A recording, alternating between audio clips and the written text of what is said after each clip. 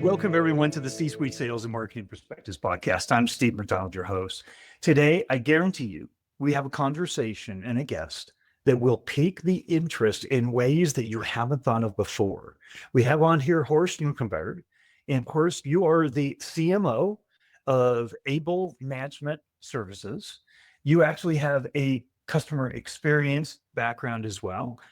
You've worked with most every big brand, power brand in Germany, B2C and B2B. And so you've got a really unique perspective here to talk about the topic of CMOs, why you need 5-star reviews for everything that you produce. And we produce a lot. I mean, the list of what we do and how we do it and why we do it and who's using it. And that, our internal teams, especially sales, are our number one customer, our number one audience. Right. So I'm really interested to get into this, but if you wouldn't mind just explaining a little bit more about your background before we get started. Sure. First, Steve, thanks for the smart exploration about myself. I love to be here in your sessions, in your podcast. When it comes to my self-description, I guess my way started with my classical advertising agencies, CRM based, of course, communication tasks, brand projects, and things like that. That was the first steps I took into the marketing world from an agency side. So a vast variety of clients, thereof a vast variety of solutions to be found, more or less creative, more or less technical, ranging from banking, food, non-food, health to software engineering and you name it. Then my way took me to the bright side of the medal when it comes to marketing, to the corporate side, where everything's the grass is always greener on the client side. So I joined the client side, and I can tell you, the grass isn't about to be greener. It's different. It's not only in the greener ways, but anyways. I joined on the more technical side with new products, like being responsible for building e-commerce platforms, mobile applications, and being part of banking applications and all around database, data driven, and entrepreneurial marketing, if you will. And that's pretty much my heritage. And then I joined from agency to the green side, to the very green shores of corporation side. And then I took me from a loyalty partner for a loyalty scheme that's running a loyalty program, Europe's biggest loyalty program, to you see that data background, and to finally to staffing industry, where you also hopping on very, very different branches, very, very different tasks and challenges throughout the entire business community. So all around, I would say, kind of insight driven, data driven, all rounder, and perhaps others. So that would be perhaps my secret sauce to describe myself here. Well, good. Well, here's what I want to do to get us started out. So we're going to talk about why you need 5-star reviews for everything you do in marketing, right? But I think that underlies a foundation that marketing is actually an enabler, a support function, an accelerant for all the other different departments in the organization. Tell me a little bit about, you've been on both sides. I actually have an agency and a client side background in my experience too. Tell me, how do you feel that marketing is that fuel, is that enabler of the organization? From my perspective, and you're asking for it, thanks for that again. I guess there is a huge difference between an enabler and manufacturer-based solution for them. most of the companies I joined, most of the marketing teams I recognized I worked with on client side or on agency side were more or less in somewhere in between, something in between enabling things, but more on the side of being the manufacturer, the order takers. The ideas were generated elsewhere, and the marketeers were in charge for the realization, for the fulfillment of those ideas. And that doesn't bring the marketeers on eye level in recognition as a same stakeholder level than others are, perhaps sales organizations or at least management organization and organizational parts within companies. So that's my experience when we're talking about enabling. So, but if you will be recognized as an enabler, first, I guess you need to be recognized as a peer. Otherwise, you are the order takers. Right. And that's kind of my summarized experience throughout the eons, the hundreds of years I'm in business.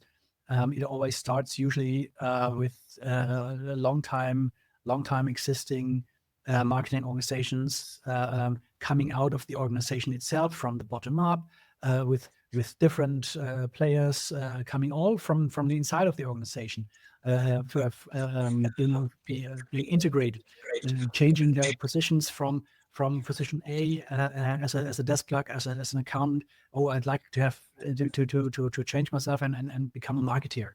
So, and with a little part of external impulses from the outside. So, and that makes last conversations to the organizations mostly to fulfillment organizations, where, as I mentioned, ideas are generated outside of that core, and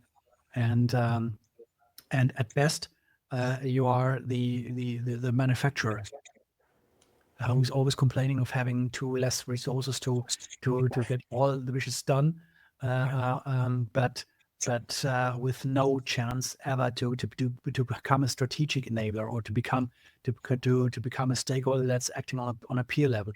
You are always usually being asked and tasked at the same time, but last. I used to do a lot of fractional CMO work. Mm-hmm. I got very tired of coming in, and instead of asking questions like, what do you think about our value proposition? What do you think about our product market fit? What do you think about our CX strategy? What do you think about the things that are going to help grow this business? It was like, here's all the stuff we haven't been able to get done. With no prioritization whatsoever. Just somebody asked for this, somebody asked for this, right? Absolutely. We need email scripts for this. We need call scripts for this. And nobody sat back and said, what are we trying to do here, right? And I've interviewed so many CMOs in this podcast. A summary of activities, a summarization of content, places, and whatsoever. But there's a lot of us as CMOs that have an imposter syndrome, because if we're the order takers on the laundry list of things that need to get done, where's our rightful seat at the C-suite table, right? So I understand exactly what you're talking about here, where literally we're usually the glue between the different organizations, right? We're also usually the glue between the rest of the organization and the customer. Yeah. Right? That gives us a very, very, very powerful position, actually, in the organization. Should be or could be. Yeah, couldn't agree more. In my perspective, if to add some points on that, almost each and every company is calling themselves customer-centric. They all are customer-centric. They live customer centricity, and they do obviously everything and anything to be customer-centric. But what they're doing is they're talking about targets. And if you're talking about target, you can't be centric, because target is one direction to something. Centric is the the view from something to others. So if you're talking about target, if you're calling your clients or your segmentations the target group, that can't be customer centric. That's not centricity. If, for example, if an insurance company would be customer centric, they would make it easier with a one click to cancel your abo, your contract. Right. Customer centric. But Right. as you're having, as anyone else has their customer in focus, they don't want to lose that focus. They don't want to lose that guy in the crosshair. So they make it as hard as it's legally possible not to cancel your application. So Right. that's primarily a simple and one simple proving point of those customer centric versus customer in focus.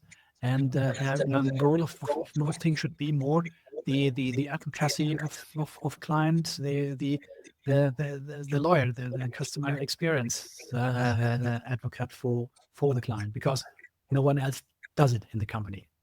I think that's so much the point, right? So I think there's two levels of conversation here. One is the rightful role of the CMO and what we're doing, but also we are some of the biggest producers of stuff, of content, right? In so many means, from hoodies to content pieces to websites and whatsoever. So there's also a problem with that though. Here's the problem as an industry, in the B2B industry, 70% of what we create, our B2B buyers don't think has any value in terms of content. Over 60% of the sales team doesn't think the things that we create have any value for them. So here we are stressed out, taking all the orders, right? Doing everything, trying to make it all fit into the bigger picture. Voice of the customer, the glue between the different marketing department or the different departments. Yet the stuff that we end up producing on as a majority, nobody really cares about. That's so that can be depressing on level. We'll have a drink afterwards. That's a fact. But that's true. That's true. I'm not sure if the figures should be that low. you mentioned. But that's the overall issue. Every marketeer has its the problem with, because you're really not into proving your wealth, your attribution, and because you're lacking facts and figures. You are always the last on the roadmap to build automated funnels. And the sales are always claiming the deal for themselves. So where is your ROI or any other medal you can throw around your neck? So that's pretty much absolutely the saddest part of being a marketeer. You're working your tail off all the day producing tons of content. And when it comes to leads and things like that, first off, most of the marketers aren't able to track them correctly, and the rest, there's no reason to believe why you have brought that client in, because the client signed a contract when a sales guy called him. So yeah. So this is the very reason why I'm so excited to have you on the podcast. Is because I think you've taken a really gallant effort at solving a big part of this problem. Is if we're not producing the right stuff that our consumers internally are using and our leads are recognizing as something valuable to them, then we're going to do something different. And that's where you come in. So you've actually created a system, this 5-star review rating system for all the stuff we produce. And I just got fascinated when you started talking about this. So tell us your thinking. Tell us what you do. Next sweet exaggeration. So, but let me try to put it in a comprehensible start, as it is already work in progress, of course.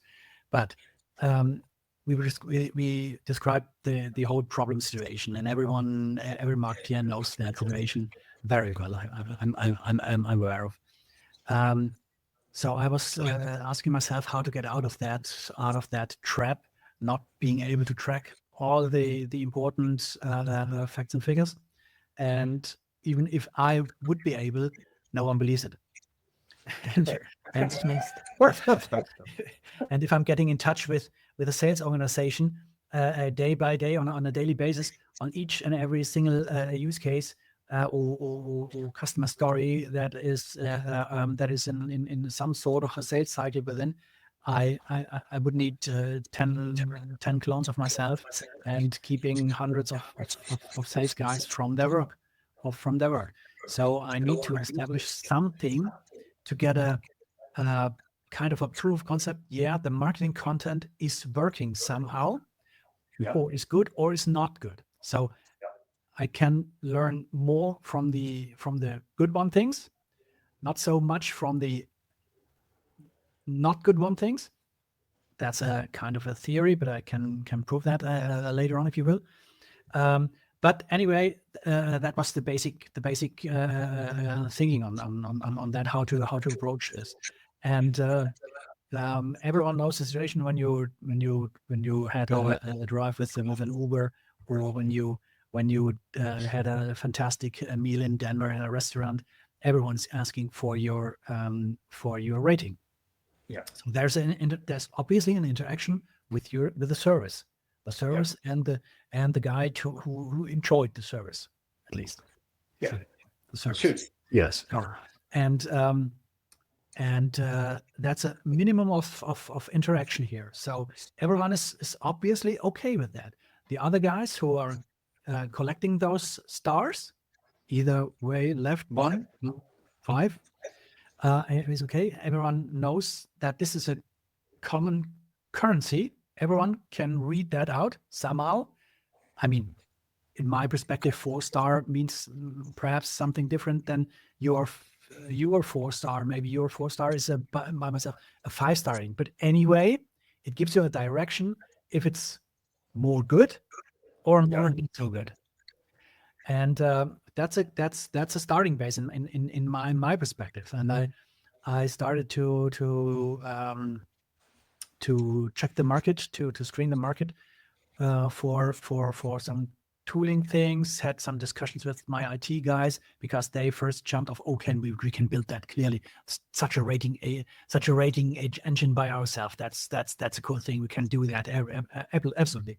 And in my perspective, yes, they can, but you are in competition with every other user story in your company. And when it comes to prioritizations, the marketing user stories are usually not getting ranked that high.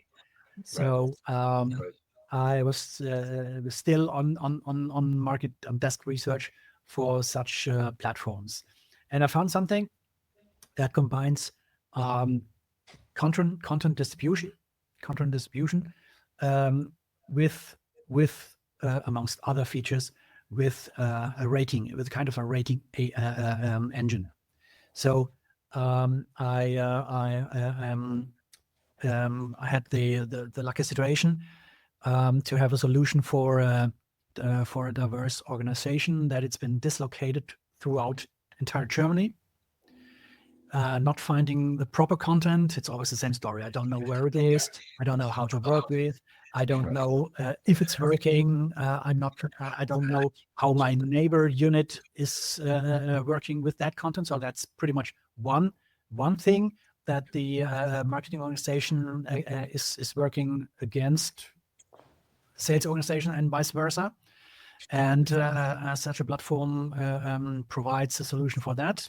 For that problem, and in combination with that before mentioned rating engine. So you can imagine, perhaps everyone knows the content distribution platform. So you're getting your flyers, leaflets, your presentations, your white papers, and things like that. You're pushing it into a channel, and everyone can download and use it as email to client or whatsoever. So, but in this case, we urge our sales colleagues to rate the content, to rate it on their own behalf. So we don't make any kind of let's say specifications in what different matters. Was the headline good? Was the creation good? Was it short enough? Was it snackable enough? Or whatsoever? Doesn't matter. That's total marketing shit. No one needs to know, but no one cares about that. We just need to know, was it good or was it not so good? And everyone knows that currency, those 5-star rating currency, anytime in the entire world is perfect. And why not using that kind of rating? So we urge those guys, just let us know. Just give us that currency by pushing the button, by pressing 1, 2, 4, 5 stars. And we don't react on those in between guys, the 2, 3, 4 Gaussian curve. We are only acting on the left edge and on the right edge. The super positive, the 5 stars. Oh yeah, is there a specific thing why it worked so well for you? That's interesting. Okay, let's keep it to that. Or the other edge, what was so crappy on that that it didn't work? To at least try to learn something, because in my experience, and that's the fulfilling theory here, you can in this case you can learn more about what has worked from the 5 stars than from the 1-star things, because there you only got the message it doesn't work. Right. No one can tell you why it didn't work. Besides, there is a big mistake you made, wrong figures or whatsoever. But usually you don't get the real reason why it didn't work in the eye of the sales guy, because you don't have the direct connection to the client, who would usually tell a totally different story about that. But it didn't work. So we are focusing on those guys, on those ratings left or right, to learn, to improve, and see that those Gaussian curve, I think it's called Gaussian curve, to keep most of the content in that bigger part in the middle, trying to push them into all the 5 stars, of course, but we're happy with that if most of the content, 70% of the content, is in that bigger part of that curve. And it major accomplishment. It's a total no-brainer. 2 seconds. It takes 2 seconds for the sales guy to push that, to click that button. So the level, the barrier not to do something, not to give feedback is absolutely at the minimum.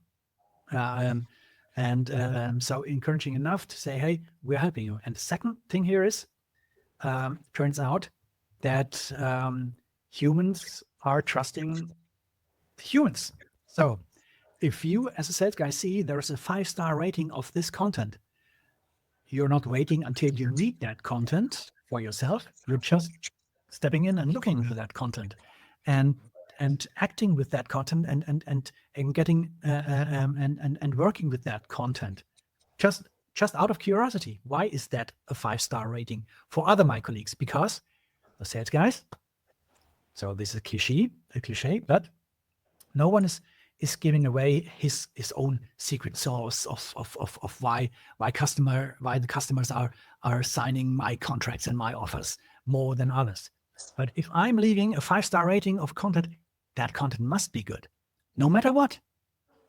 So I'm interacting with that respectively good content, and now I recognize there is content for something, even if I don't need it right now. But when it comes to the situation, oh yeah, there's a 5-star content about that. And the third one is in a dislocated sales organization throughout Germany. I mentioned that there are units who are working in the same branch. Let's say pharmaceutical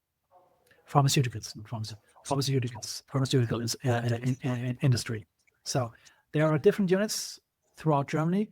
They don't know each other.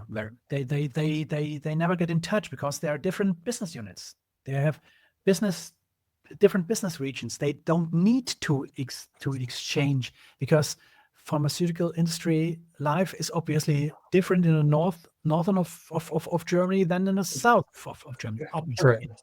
So Right. People buy cars differently in the north and south. They're great. it's different, right? Yes. Yeah. So, Yeah. but when that pharma guy from north is rating a 5-star or a 1-star, is rating a 5-star content, or at least is at least rating it anyway, then it's automatically getting interesting for the same branch guy from southern Germany, because my mirror guy in north took interest in that specific content. There must be something in it. So I dive into it and I look, oh yeah, see, I can use it by myself. So, and they can exchange all those platforms.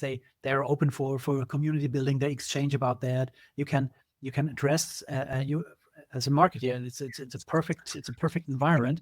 I can connect that with a learning or the coaching a module where you can describe or you can make specifications. What's the topics, the 5 topic points of that content, and that platform is questioning you. That platform is questioning you whenever you log in or whenever you try to get in touch with that content, so that you will be prepared for a discussion, perhaps with a client or with others. So you get the main message out of one page. It's easy, but out of 30 page white paper, it's not that easy and time consuming. But if with the AI or you, as you make that specification, you're preparing this, you feel better. You feel better prepared. Another reason why there is less of a 5-star rating than a 1-star rating, because you are better prepared without the need of dealing with that 30 pages white papers all day long. Another reason you're getting more 5-star than 1-star, and the more of those ratings you get, the less, in my experience, the less the lesser you are in charge of rectifying yourself about the necessity, the usage, and the attribution of the content, because the on sales guys or the managing guys are telling that's good content, so it must be good. And so no doubt about it. Right. It's your peer community saying it's good, right? So here's a big question I have. Yeah. Here is, typically we are told in marketing, they're really busy. Don't bug sales, right? We like to interview sales. We like to ask questions of sales. Don't bug them. They're really busy, right? Absolutely. They got a quota. They're right. So now we're giving them content. We're asking them to actually give a rating. And even if it takes 2 seconds, like the question I have is, how often do they rate? Like, do they, is like, and is it meaningful that, are the numbers big enough that you can actually start making some conclusions? And because it sounds phenomenal, but my skeptic is just like, here's these busy guys, right? They're not going to like take the time to do this. No time for nothing. Right. Absolutely. So it's a kind of trade-off. It's a deal. It's just a simple deal. I'm helping you finding proper content within a tenth, a hundredth of your usual time. Usually you strive the intranet or any other platform on your own and spending hours in search, in line with others to get your content created from scratch. Right. Now it takes about 5 seconds to see if there is content, another 5 seconds if maybe there is content from it, and you can decide on your own what content do you need to meet your requirements, and all that as a trade-off, as a trade. I not only recommend, I would like you, sales guy, please leave our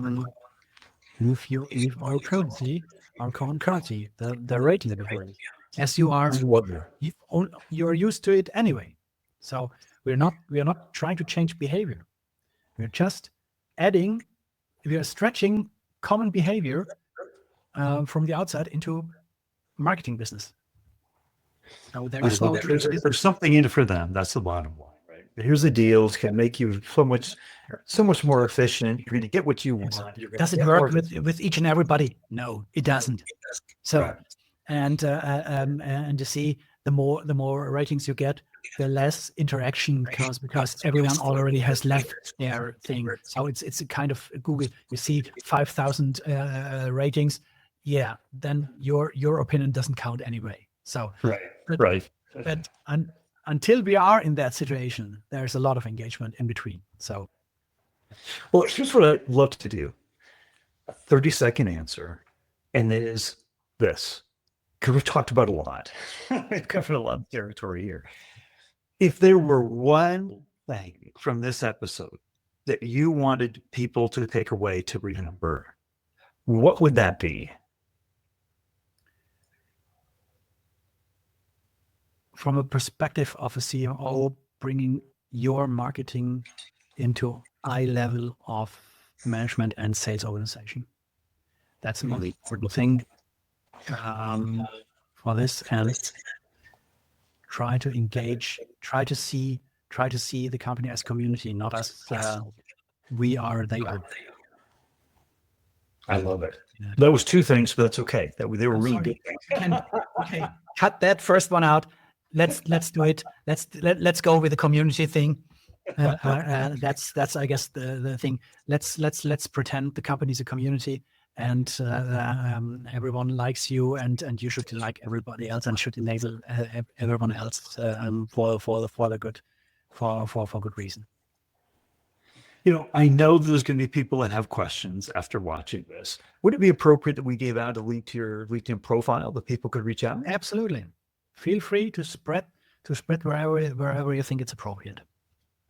Well, fantastic. Horst, thank you so much. Expanding I had never thought about this. Like rating systems, user reviews, customer ratings, it's so prevalent in our society, and never thought about using it for our own stuff as a CMO. So I love the idea. Thank you very much. Thank you.